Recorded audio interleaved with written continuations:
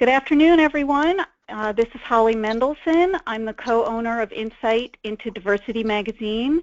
Welcome to today's webinar on the 10 building blocks for increasing philanthropy from diverse and underutilized alumni and donor constituencies. I'm going to start the webinar in about 2 minutes or so. I'm just going to give everybody a chance to log in and get online. People are still filing in. I would greatly appreciate it if somebody could send me something in the question box or in the chat box to let me know that you can hear me so that I know that the audio is working correctly. So I'll keep my eye out for that and ask any volunteer to just send me, oh great, thank you, I got some wonderful, I can hear you messages. I'm just going to give it another minute or so before we get rolling so that everybody can file in. We've got lots of people coming today. We're really excited to share this information with you. I think you're going to find it incredibly helpful and insightful. Okay, looks like people are filing in, so I am going to get started. So again, good afternoon, everyone. As I said before, this is Holly Mendelson. I'm the co-owner and co-publisher of Insight into Diversity magazine. Welcome to the 10 building blocks for increasing philanthropy from diverse and underutilized alumni and donor constituencies webinar. Today, Dr. William T. Lewis, Sr., one of our esteemed Insight into Diversity editorial board members, will share with you his knowledge on how to successfully increase philanthropic contributions from alumni and donor constituencies from all underserved population. And you can see Dr. Lewis there on my screen. Dr. Lewis Sr. is a dynamic, results-oriented, strategic, and compassionate C-suite leader with over 15 years in social work, including individual counseling, community building, and organization development, and diversity and inclusion. He earned a doctoral degree from Indiana University and a master's degree and a bachelor's degree from Indiana University, Purdue University. He also completed the Management Development Program from Harvard Institutes for Higher Education and completed the Indiana University Lilly Family School of Philanthropy, the Fundraising School Certificate of Fundraising Management. Dr. Lewis proudly and honorably served his country for 8 years while in the United States Marine Corps Reserves. He served the community of Indianapolis as a board member of the Flanner House of Indianapolis. Dr. Lewis has led diversity and inclusion efforts at 3 highly acclaimed universities: Indiana University, Bridgewater State University, and Virginia Tech University. Throughout his career, he has provided administrative leadership for diversity and inclusion initiatives. He has been an advisor and a consultant to university presidents, provosts, and college deans. He has provided vision and strategic direction for fundraising to support diversity and inclusion programming. I'm going to turn the webinar now over to Dr. Lewis and change it to his computer screen, and he will take us through his findings and his in-depth knowledge and information, and then open up the forum to questions and answers at the end. Just so you all know, we are recording this, and the recording will be made available by Dr. Lewis afterwards. He'll get to as many questions and answers as he possibly can, but he'll also put up his contact information at the end of his presentation so that in the event that we can't get to your question today, that he can respond to you directly afterwards. So thank you very much, everybody, and welcome to Dr. Lewis. Holly, thank you so much for that introduction, and welcome to everybody that is on the call today. I am really looking forward to this conversation as we think about and consider those things, those areas, those building blocks for increasing philanthropy from diverse and underutilized alumni and donor constituencies. We're going to go through several slides today, and as we work our way through our slides, I just want you to know that I will not be reading from the slides from every single slide, but I will share with you some of the highlights, and I will allow you the opportunity to read the slides for yourself. For those of us that need a roadblock for our conversation, here's our agenda. And so we're going to talk about outcomes of the presentation. We're going to talk about diversity, spending, U.S. Demographic shifts, and so we have a lot to cover today. If you are on Twitter, please follow me at Will of Inclusion and engage in this conversation, hashtag diverse donors. Again, it's Will of Inclusion, hashtag diverse donors if you are on Twitter. Let us jump in here, but when I want you to consider this conversation, I want you to think about, have you ever been thrown off of the bull, or have you ever been thrown off by the bull? Holly shared a little bit about you, a little bit about me in her introductions, but let me share a little bit more about who I am as it relates to this work through this video.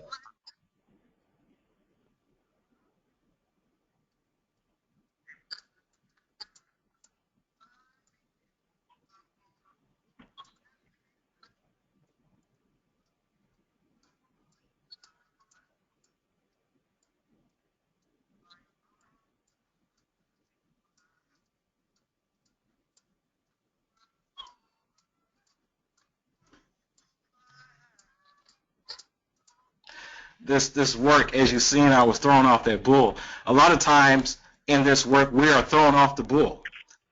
We often engage in diversity and inclusion and engage in fundraising, and sometimes we're thrown off the bull, and sometimes we are thrown off by the bull. And I tell you, my most recent situation, I most certainly was thrown off by the bull. I was thrown off the bull and thrown off by the bull as well. I believe that when we engage in this type of work that's frustrating sometimes, that's challenging often, we need to get back on that bull. We need to get back and grab the bulls by the horns and have fun. And so that's what we're going to do today in our conversation. Outcomes. So what do we hope to achieve? What do I hope to achieve through this conversation? It is my hope that we will increase our understanding of generational and cultural factors that may influence giving by diverse alumni. We want to increase our awareness of how diversity fundraising should be strategic, intentional, and systematic, and we want to increase awareness of baseline interactions we should have with current students and alumni. I want you to be reminded that everything that we do today, we will be talking about it from the lens of diversity. And so as I engage, you all, many of the phone are fundraiser experts, you're advancement experts, but I want to approach this space from the diversity space. So I come here with some assumptions, and I want to air my assumptions up in front, center. So my first assumption that I have is that many diverse alumni do not give, or they give below their capacity because they have some negative experience on their campus. Another assumption that I have is many diverse alumni or underutilized alumni are not consistently engaged with the university's fundraising efforts. And then I have another assumption that there is a lack of strategic diversity fundraising plans in our total advancement efforts. Now, these assumptions come from my experience as a vice president for diversity at a major university at Virginia Tech, where I interface with both the Alumni Association and also the development operation. And I also participated in several of the case fundraising activities and seminars, and from those experiences I've had a lot of conversations with my colleagues both in the diversity world and in the fundraising world, and we're just now coming to this place to really think about fundraising and around diversity in very significant ways. But I offer you the opportunity to ask questions and to challenge my assumptions as we go through this process, and let's engage in a dialogue, if you will. I have another question for you. By looking at this slide here, my question is, haven't we all been here? Recall the first day that you came to work. So many of you, some of you may have had this experience where you came to work and your boss or supervisor said, hey, I have a basic plan in place, and I need you to fill in the missing pieces by 9 o'clock in the morning. How daunting might that feel? I know when I was at Virginia Tech, I came on campus in September. I have less than 60 days to give a comprehensive report on our diversity strategic plan to our Board of Visitors.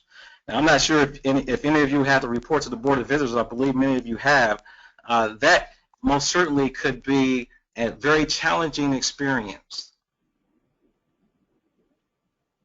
But at the same time, it can be fun as well. However, we need to make sure that as we go through these experiences that we have the missing pieces in place. So as we go through this presentation, we will be filling in the missing pieces as it relates to diversity fundraising.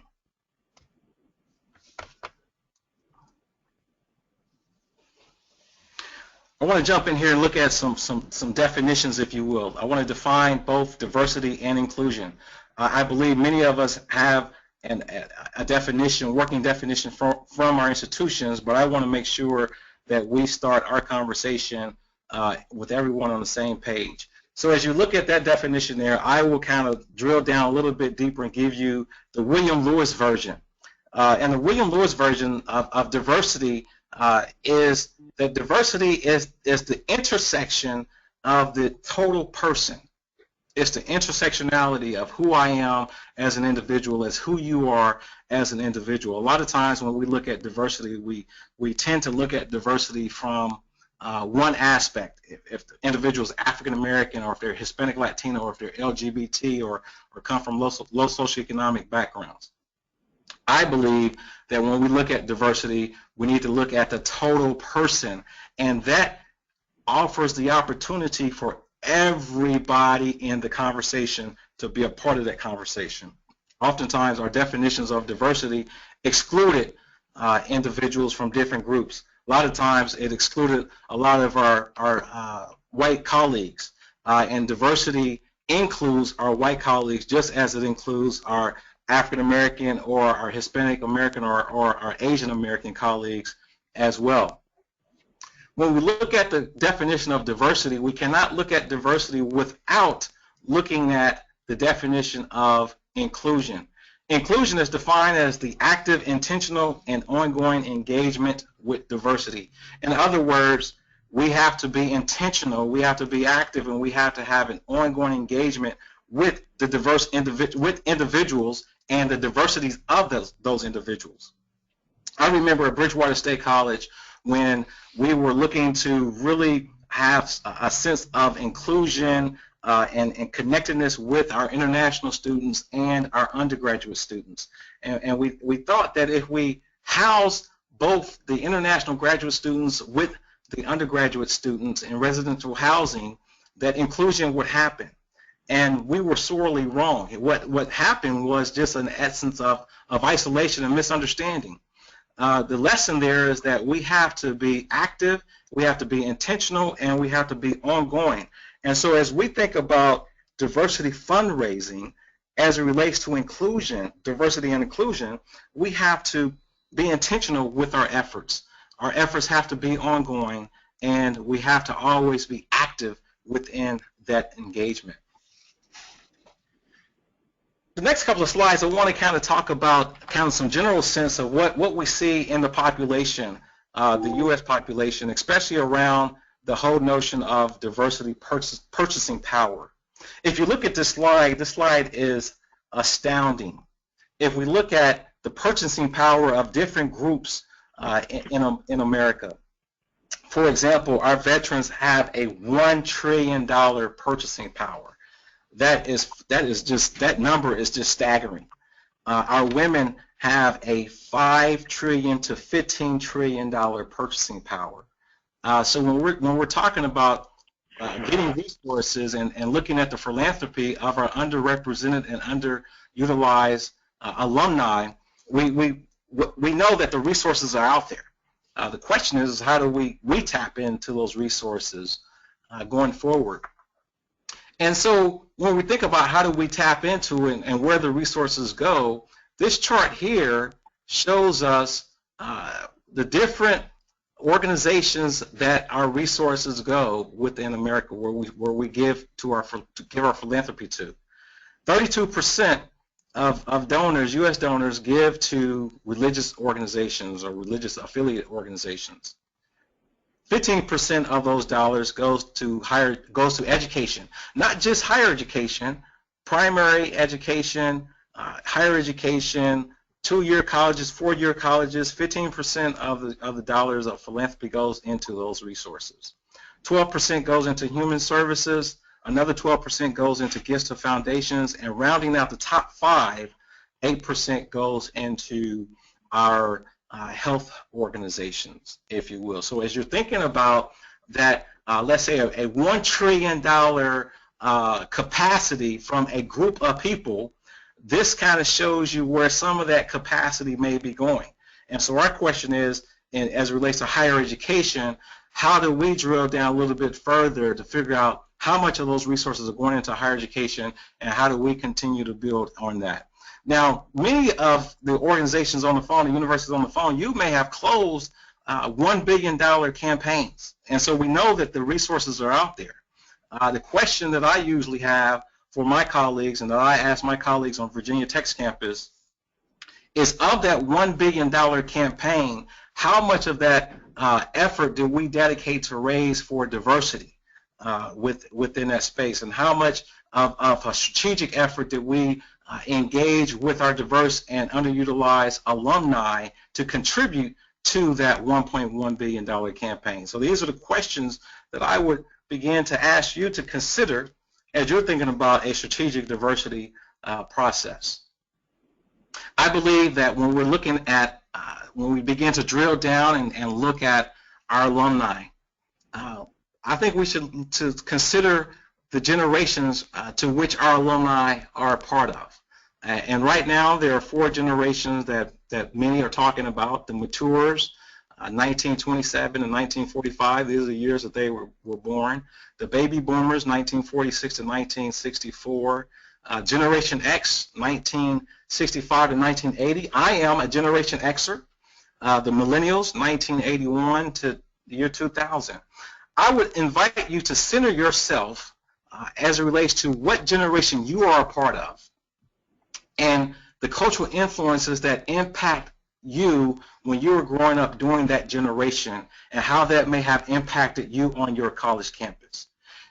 Also, I would like for you to consider your alumni, the generation in which they are a part of, the cultural impact influences that were happening during the time that they were growing up, through that generation, and how might those influences impacted their college experience. Also think about the institution that you're a part of. Think about what was going on at the institution that may have been mirrored by what was going on in the society at large. And these are some of the factors that contribute to alumni giving or not, and very specifically contribute to our underrepresented populations giving to our college campuses. Next couple of slides, we will talk about the generations, but this particular slide here, what I want to cover is this gives you a sense of the percentage of alumni that give to their alma maters. And so as we think about our alums and their generations, here's a percent of those that gives to our alma mater. So the matures, they give 15%. So 15% of the matures, 15.9% of the matures give to their alma maters. 21.5% of baby boomers give to their universities. 12.3% of Gen X gives to their universities, and 2.53% of millennials give to their universities. So as you think about coming up with a diversity plan around fundraising, understanding which generation gives, how they give, and the percent of those that give, and also to understand how much they give, that's going to be very critical. And so those are questions that we need to ask ourselves when we're thinking about a strategic diversity fundraising process.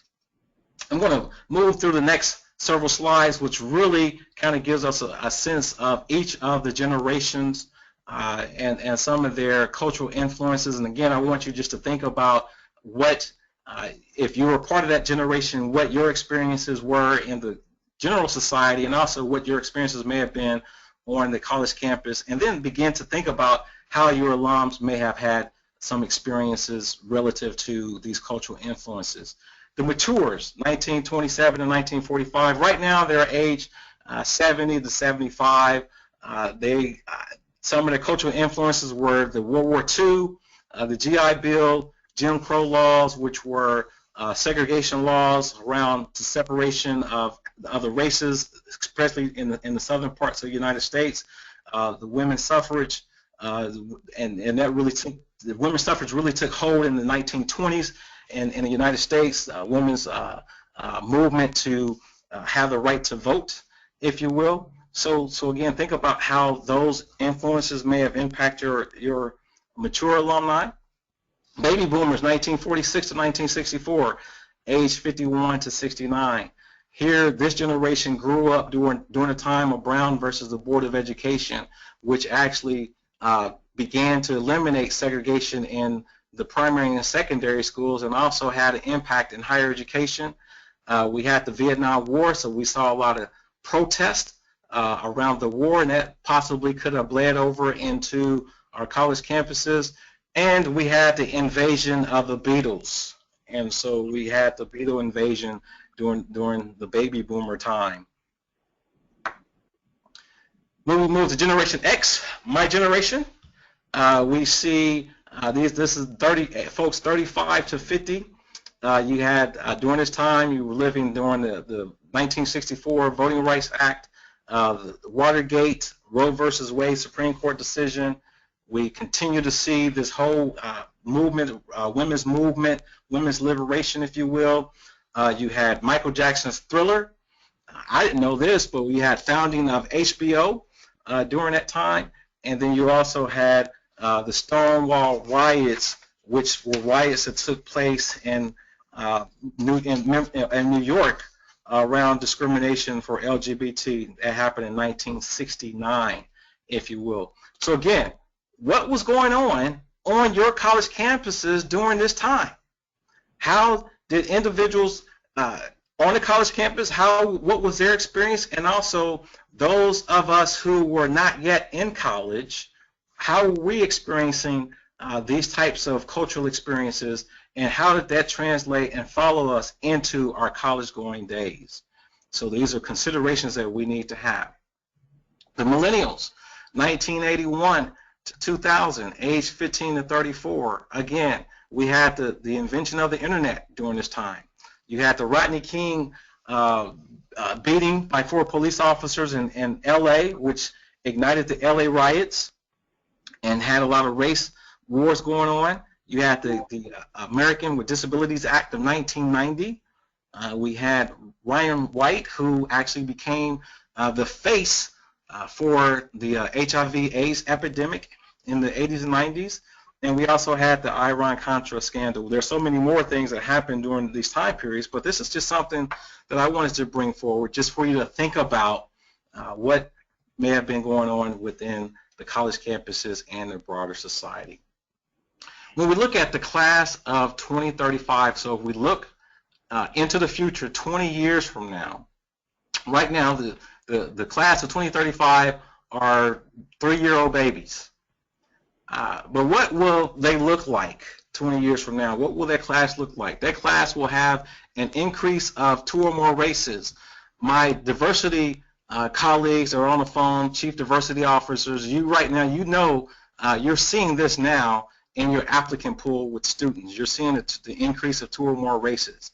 That really kind of disturbs the status quo, if you will, as it relates to people just checking the box African American or Hispanic, Latino, or Asian American or white. And so now people are beginning to have multiple, going back to the intersectionality of who people are, they're beginning to define themselves in not just one race, but multiple races.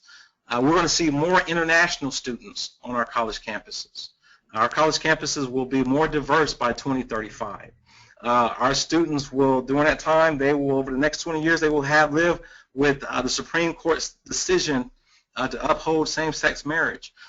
These students are certainly digital natives. Everything about technology, they will know. Whatever advance that will happen over the next 10 to 15 years, these students will be up to date with it. I don't know if Twitter's going to be around, if IM's going to be around, if FaceTime, we're going to have some new technology, and these students will be at the cutting edge of that technology.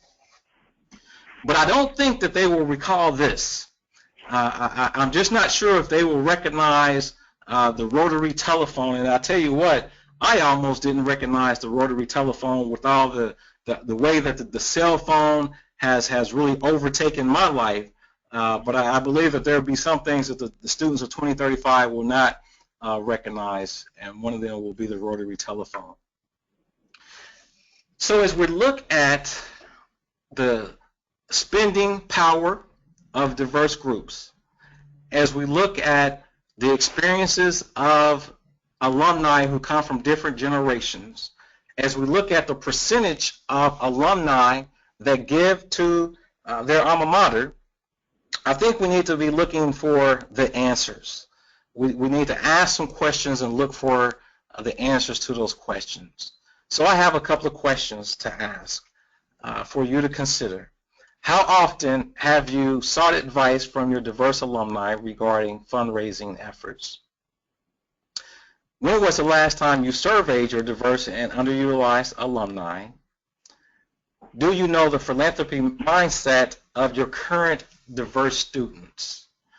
I believe that these and many more questions need to be asked in order for us to increase the philanthropy from our diverse and underutilized alumni and donors. And let me just back up just for a moment and define for you how I am looking at the term underutilized.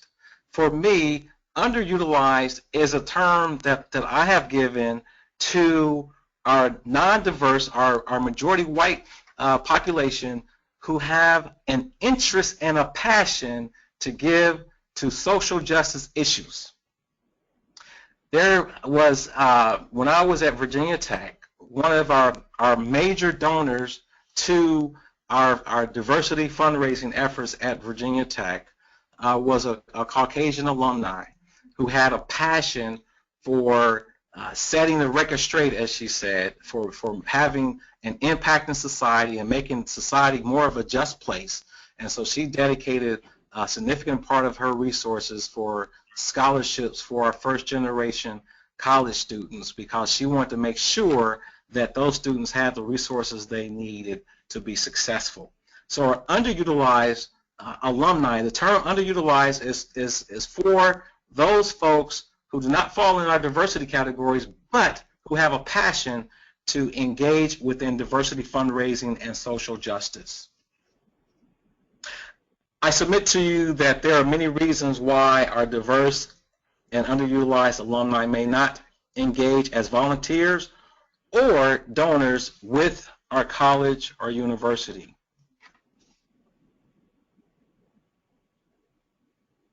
Many of those alumni have reported to me that they have had unbalanced experiences.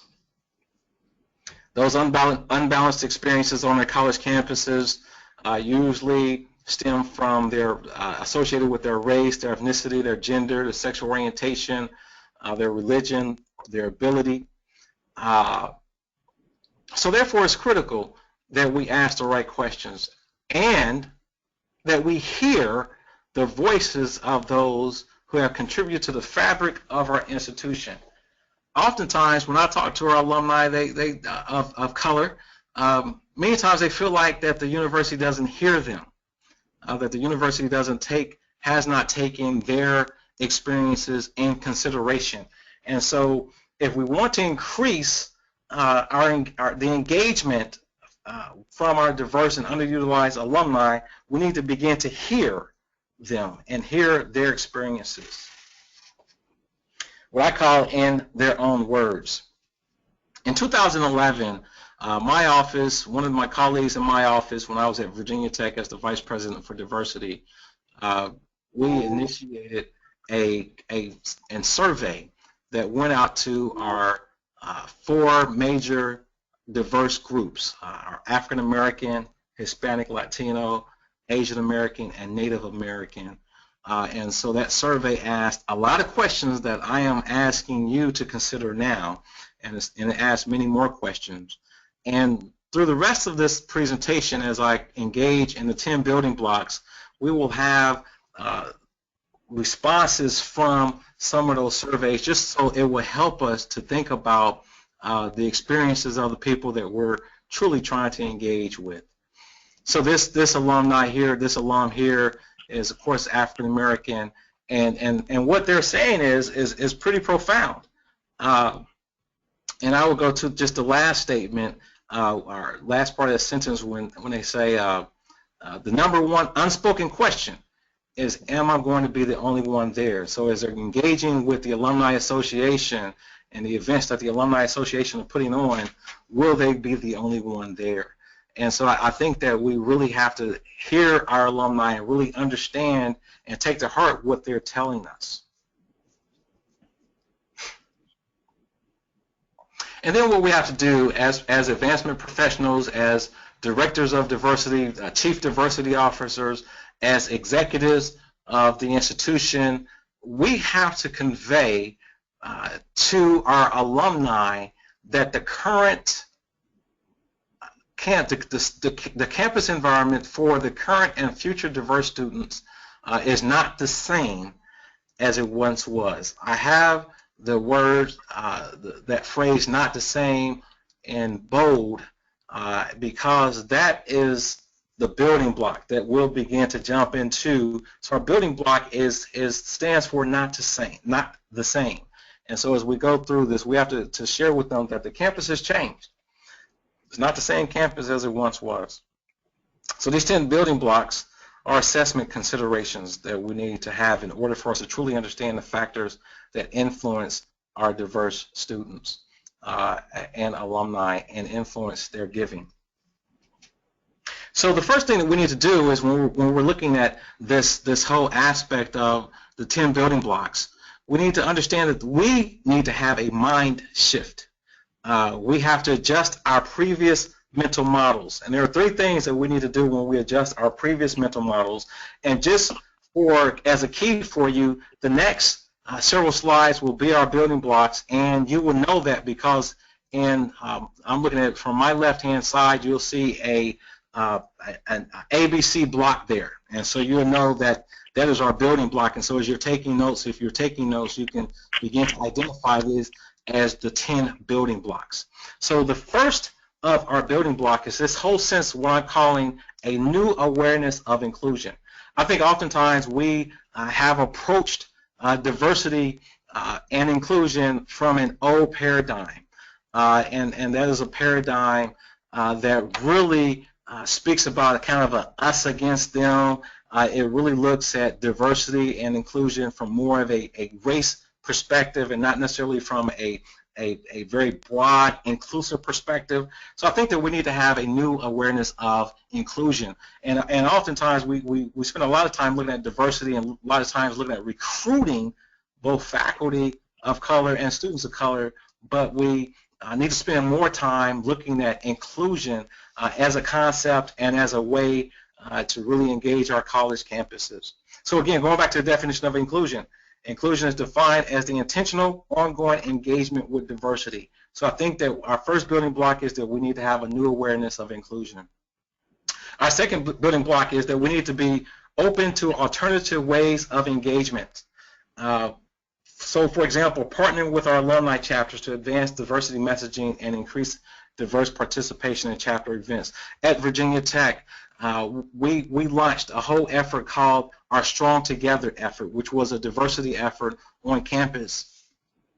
I really want to engage with our alumni chapters and talk with our alumni chapters about how the chapters were engaging with diversity and inclusion as well. I saw my job expanded beyond the boundaries of the university and went and engaged with alumni as well. So we did our Strong Together alumni tours at Virginia Tech, and that's where I would go out as the vice president for diversity, and I would sit with the alumni chapters, and we would have receptions with the alumni chapters and invite all our alumni out to engage with us and from those different chapters. And what we found is that we found more alumni of color came out to those events, and we also found out that more of our diverse alumni, not just our alumni of color, but our diverse alumni became more engaged with the alumni chapters and also became engaged with the activities at the university.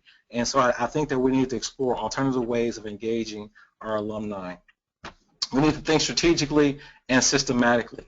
We need to conduct a comprehensive audit of our diversity fundraising operation, and we need to integrate strategic diversity fundraising messages throughout the entire university.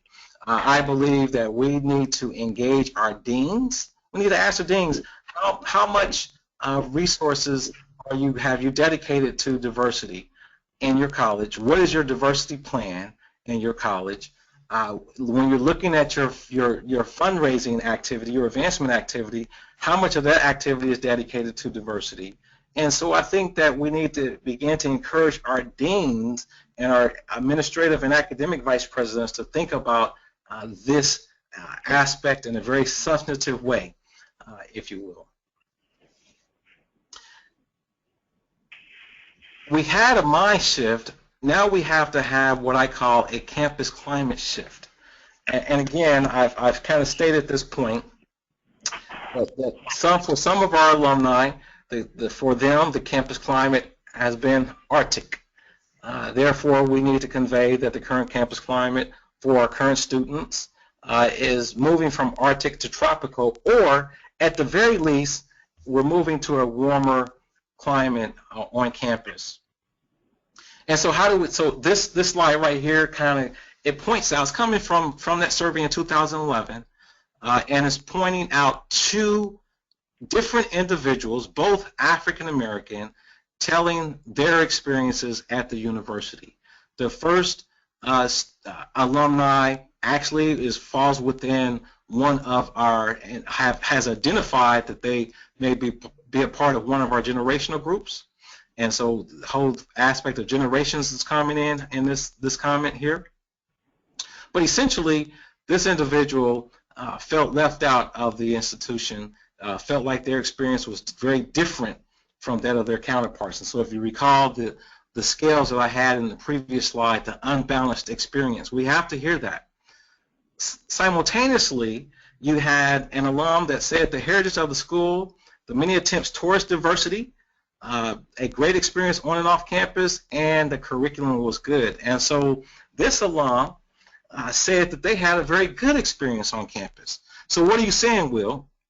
So basically what I'm saying is that we need to survey and we need to talk to our alumni so we can see who had a great experience and who did not have such a good experience. And we need to be able to hear both of those experiences and then begin to put resources in play and activities in play in which we can address those issues. I think sometimes we may mute the negative experience and just say that's an anomaly, and we always go towards the positive experience.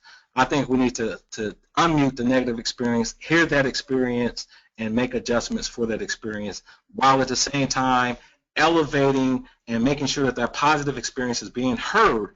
Success breeds success, and so we want to make sure that everybody hears those experiences of success just as they hear the negative experiences as well. The next couple of slides really attends to the alumni professional, the vice president for diversity, those of us that are on the ground. When we really want to engage with increasing philanthropy, a lot of times, from my perspective, that really talks about narrative. What is the story? How are we moving the university's narrative around diversity and inclusion? How are we moving that narrative around what has happened, what is happening, the good and the bad? What are the things that our presidents have put in place? What are the things that our diversity officers have put in place? What are the things that our students are doing to engage with diversity? So I think that we need to take a tour. As professionals of the campus, we need to take a tour and take notice of student interactions with their peers, with faculty, with administrators. We need to observe the diversity activities that our students are planning, and we need to notice how our students are speaking about diversity and inclusion within this space. Then when we take that tour, I think that we need to hold in our back pockets impact stories of our diverse students. I remember Deja on our campus at Virginia Tech. Deja came to Virginia Tech as a music major. First in her family to attend the university, low income, came from a low income background. Deja had the resources to pay for her school, but didn't have the resources to purchase the flute that she most desperately needed in order to be a music major. So my office, along with the music department, we were able to provide Deja some resources to purchase that flute. And Deja went on to do great things as it relates to her music major within the university. We need to be able to tell stories like Deja. You need to know who your diverse students are well, and you need to know them well enough to where you can have those impact stories.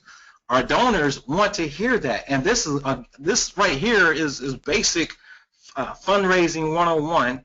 However, oftentimes when we're talking about our diverse students on campus, I don't know if we really put them in a very positive light. And so we want to make sure that we're putting our diverse students in a positive light on our campuses as well. And then we also want to begin a culture, cultivating a culture of philanthropy with our current students. Engage our current students in the fundraising process early within their university tenure. We want to educate them on the purposes and the impact of fundraising. We can never start too soon to engage our students. The next several slides looks at this whole concept around relationships shift. Authenticity, transparency, trust. Without these, we cannot build a relationship. So what we need to do is we need to seek advice from our underutilized and diverse alumni. Build the trust by asking them to engage with us, asking them their advice as it relates to the fundraising process. Engage with them in that way. Also, just like our students, provide education on the different components of our philanthropy process. Here, you had an alum that was in Boston, and she really appreciated the fact that she was engaged. And this is an African-American alum, that she was engaged by the development office. And she also would have loved for a delegation to come out to leave the university and come out to where she was in Boston, and she said that she would really try her best to get there. So I think that our alums want to engage with us in very significant ways. We won't know that until we start to ask the questions. We need to acknowledge fractured relationships. This slide here, I've already hit on this in other slides, but essentially we want to hear our alums' truths. There are some alumni that have had fractured relationships with the campus, and we want to hear that. This alum at Virginia Tech, they had a fractured relationship, so much so that this alum said that they would not come back to the institution. As we read through this, one of the things that I said is that we need to go out and we need to talk to these alums. I will pick up that phone and have a conversation. Hey, how are you doing? This is Dr. Lewis calling from Virginia Tech, Vice President for Diversity. Can I have a moment with you? I don't want to ask you for anything. I don't want to ask you for any money. I don't want to ask you for your time. I just want to ask you for a conversation. I'm just looking for understanding.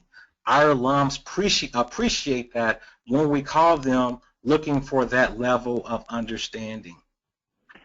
Then we want to manage expectations of what can be accomplished on the college campus as it relates to diversity and the affirmative action landscape. Communicate with diverse alumni what you can and cannot do. I believe that from my experience, I had an alum who really wanted to engage with our diversity fundraising. He wanted to give, he's a major donor, wanted to give some resources, scholarship dollars specifically to African-American students. We informed him that we could not just do that because we are tied to national and state laws, and we're not, our Advancement Alumni Association is not a 501c3 separate from the university. So once we were able to sit down and explain to him our legal landscape, he understood that, and we came up with some language that really helped him and us to move forward within that space. And lastly, we need to embrace their vision for the future, and then we need to make the ask. our diverse and underutilized alumni have a vision for their university. They have a vision for their alma mater. We need to hear them. We need to listen to them. We need to embrace that vision. Then we need to make that ask of them. And research tells us that a lot of times we do not get resources from our underutilized alumni because, or our diverse alumni, because we have not made the ask. We believe that they do not have the resources in order to contribute to the university. And I think that if we do that, when we do that, we leave ourselves kicking ourselves in the rear end, because folks want to give. We just have to make the ask. Just to recap the 10 building blocks. First, we have a mind shift.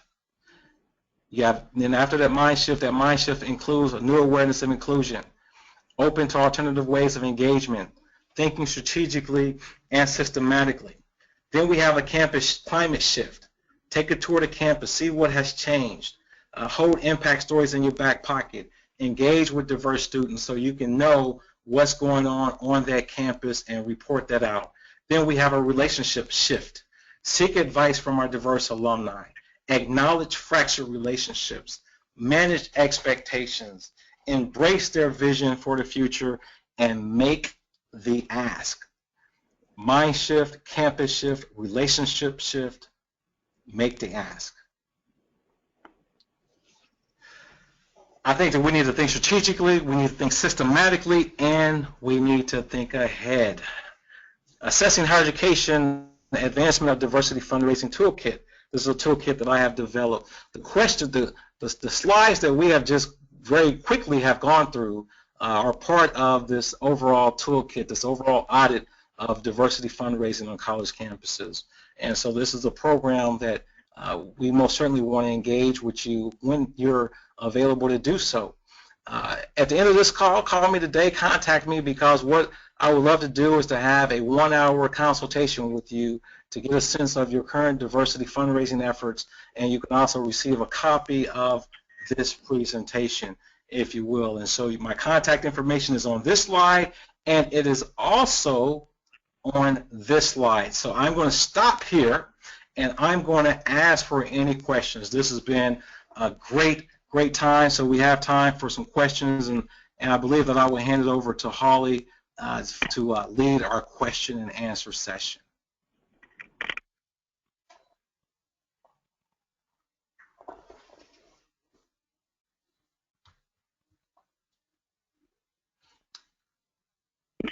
And I believe you just answered that one, so I'm going to move on to the next question.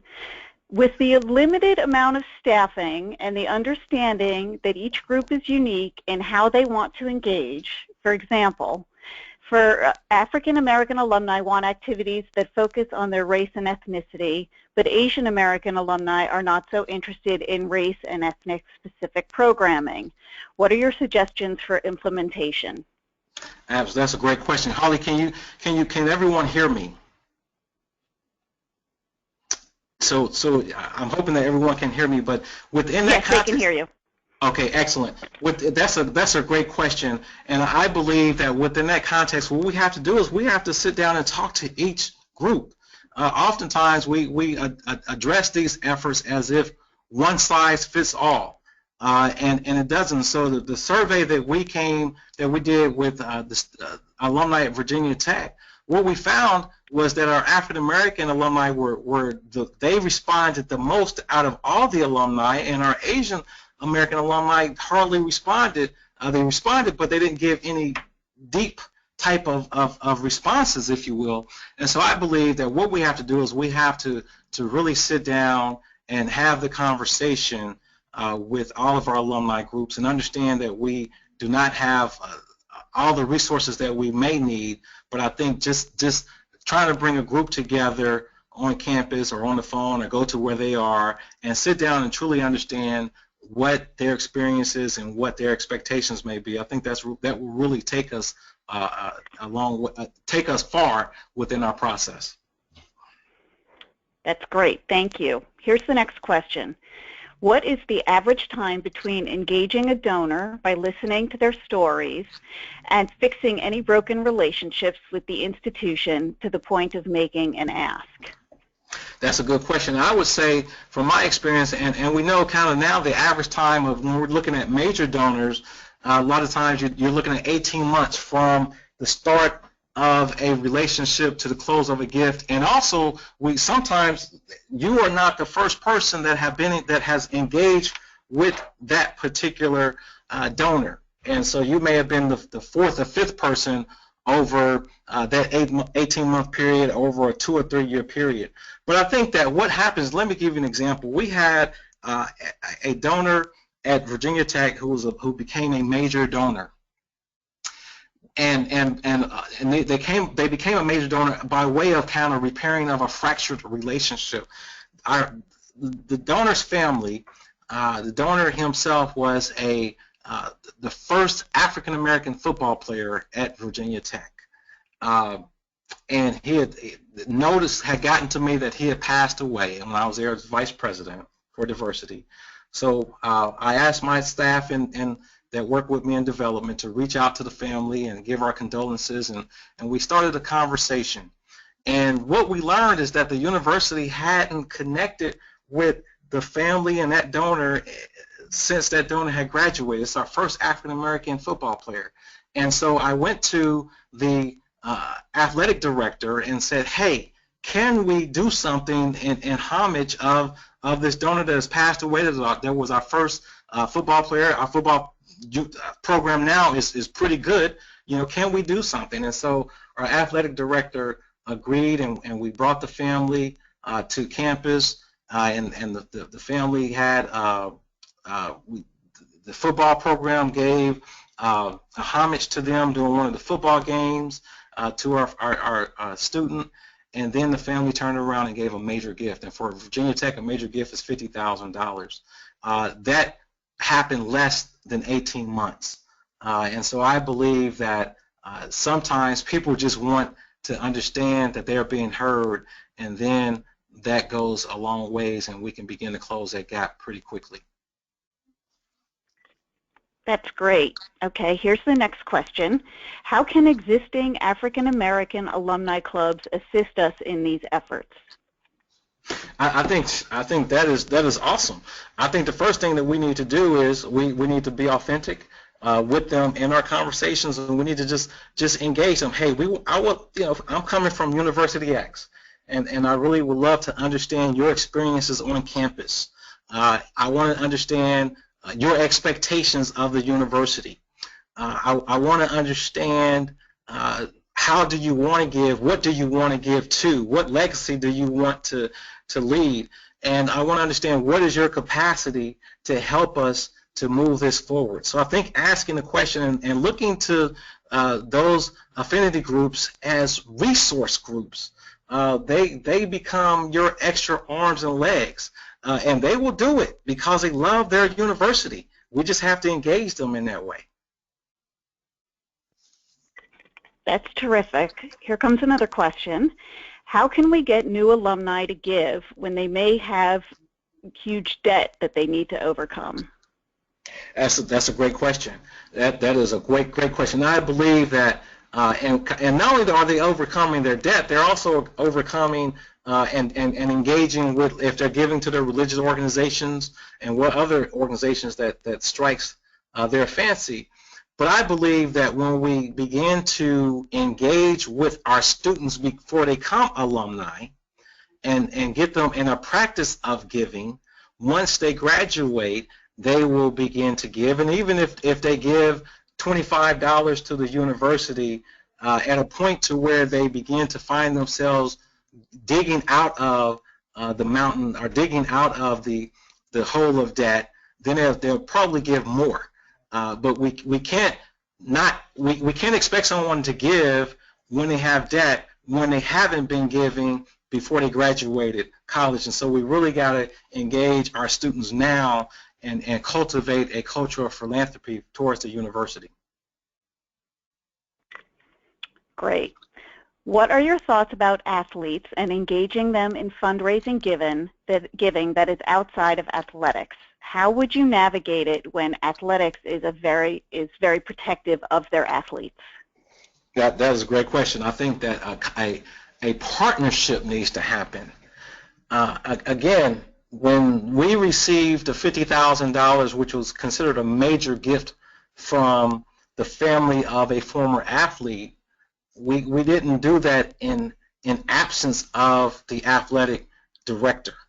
And so I think a partnership needs to happen, and I believe that this question could be embedded in a strategic diversity fundraising plan.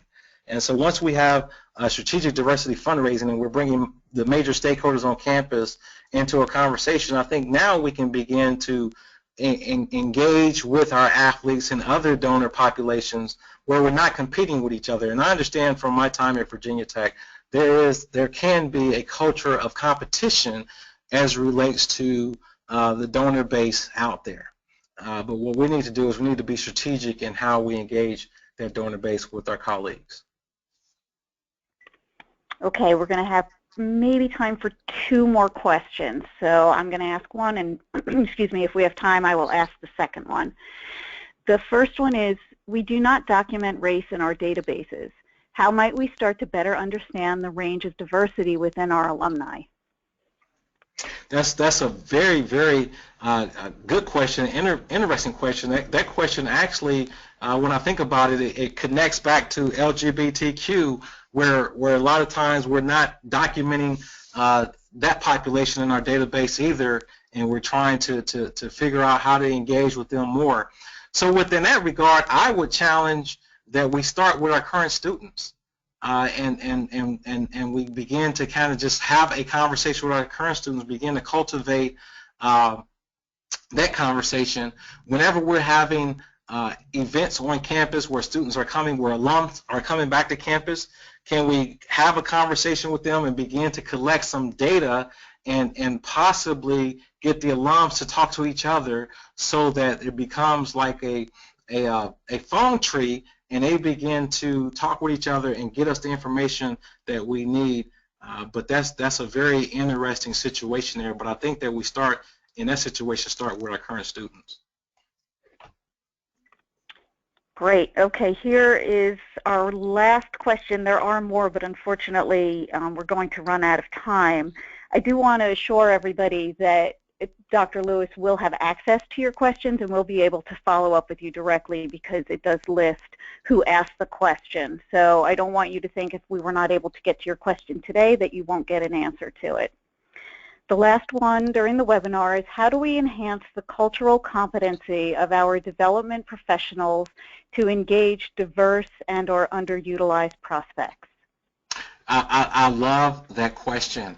One of the in the services in the AHEAD audit that I have, one of the services there is a 1 or 2 day professional development process that engages with our advancement staff around cultural competency, around this whole language, around diversity. So I think it's around professional development. And so I think if you have someone on campus that can do some professional development around that way, or bring someone into that space, or send someone out, send your people out.